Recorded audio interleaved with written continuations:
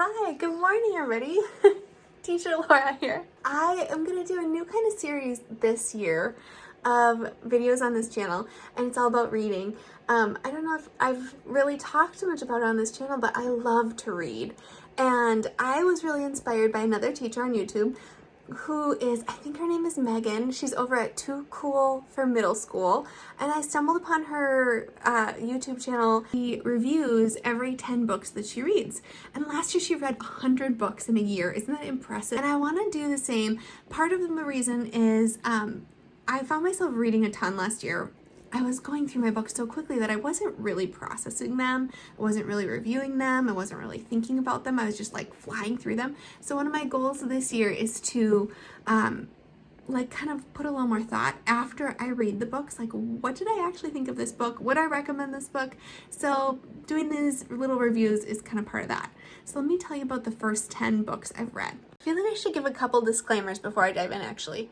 Number one, I do a lot of listening via audiobook. I'm a huge Audible fan. So if you're one of those people that thinks that audiobooks don't count, you're probably just going to be annoyed with me because I really think they do count. One more very fast disclaimer. I am a Christian, I'm a believer, and a lot of my books that I read this month have a Christian theme to them, are written by Christian authors, but not all of them, so you'll see that theme throughout a lot of my books. All right, let's dive in. Book number one, it's a classic. I decided to start the year kind of in a slow way, and I listened to Little Women. This is a book I read when I was young, and I know there was recently a new movie that came out, so I wanted to reread it. And it's by Louisa May Alcott, and it's just a classic about 4 sisters. I related to this in a whole new way now as a mom because I have 3 daughters. So I'm kind of picturing my girls and their personalities. And so if you're a mom, especially a mom of girls, you'd probably really love this. Or if you have sisters, it's a classic. Okay, another book that I read this month that I had read when I was younger is Ender's Game. Ender's Game, this is not my style of book generally. It's a sci-fi fiction, and it's actually, I think, classified as children's literature or like young adult literature, but it's set in the future. It's about a boy named Ender who is chosen because of his superior skill and intellect, and he is chosen for an interesting adventure. We'll just put it that way. It was like with a full audio cast, and it was a freebie on Audible. Go check it out. Another fictional book I read this month was called Before They Were Yours. Many people recommended this one to me, so I have had it on my list for a while, and I don't know, I wasn't interested at first, but once I got past the first couple chapters, I was totally hooked. It's based on a true story. And once I found that out by reading a review about halfway through reading the book, and it changed the whole way I looked at this book. It's about these families that they were low income, living in poverty, and this woman would basically kidnap the children and bring them to her orphanage and basically sell them as adoptive children. So they were being stolen from their birth families and adopted out to other families. The kids didn't know what was going on. They were mistreated in the orphanage. And it's just heartbreaking to know that this was like based on truth. And in the end, it's a really heartwarming tale just about like the power of family that will endure through tragedy. I'm back for the next 2 books that I read this month, and they are the 2 books that are actually hard copy books. The first one, I told so many people about this book this month because it's so random. I actually got it from a used bookstore in my town. Literally all I knew about the Oregon Trail before reading this book, I had like a vague concept of like, that's how people traveled out west, and there was the video game about it in the 80s, right? Well, this taught me so much. I didn't love it. I love the beginning, I'll put it that way. The story is that a man in present day and his brother are like so fascinated by the Oregon Trail that they get a covered wagon and mules and actually drive the trail of the Oregon Trail in present day. So I learned a lot about the history of it and why people went there and the different routes people took and the challenges that they faced on the way. But I gotta say, this was far too long. I read to about this far, and then I just got stuck. And you should know this about me. I have no qualms about discarding a book or abandoning a book. Because if I just am like hating it and dragging through it and I just feel stuck, then I don't guilt myself into reading it. So I actually just flipped to the end. I wanted to see if he made it to Oregon. He did, spoiler alert. It was just a little too much for me. I feel like it needed a really good editing because there were a lot of rabbit trails. But interesting book. The other actual cover book I read is called Broken Escalators, and it's by a local pastor, Peter Haas. He's out of the Twin Cities, and I've heard his wife speak, so I was kind of interested because of that connection. And it's a Christian book.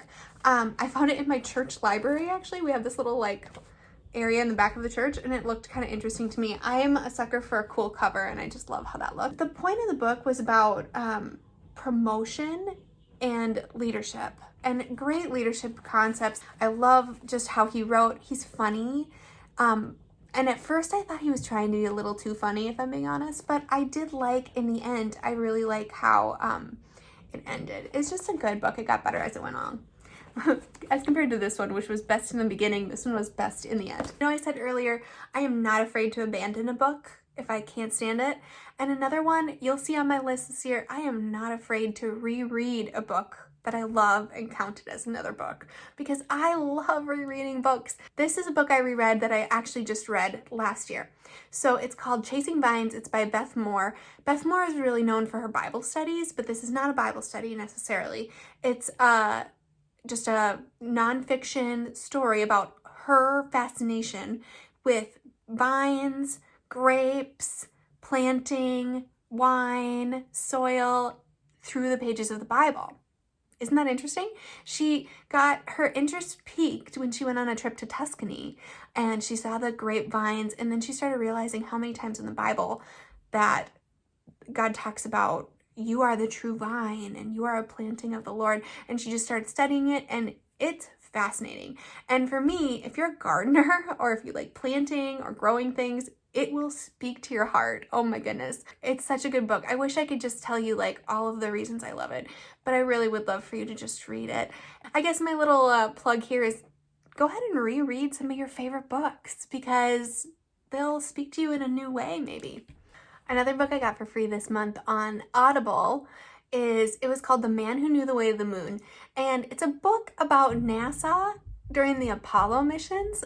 This book was about kind of an unsung hero who figured out a way to do the lunar orbit module, and he didn't get the credit he deserved for it. I was feeling two very distinct feelings toward this character that they were writing about. One, I was amazed at how brilliant he was, and kind of felt bad for him at first that they weren't like taking his ideas seriously in the beginning. But then here's the other thing. He was super pushy and obnoxious about it. I think the author wrote it kind of as a life lesson of like, you need intelligence and knowledge and brilliance, but you also need like kindness and teamwork and understanding. All right, so the last 3 books out of my first 10 are a series, and I have my mother-in-law Gail to thank for this. If I Run, If I Am Found, If I Live. Those are the titles, and it's the same characters through the whole series. It's basically one long story. So I didn't really realize when I started it that it was like, oh, if you are hooked on number 1, you're signing up for reading all 3. Just to set it up for you, the character walks in to find her best friend dead.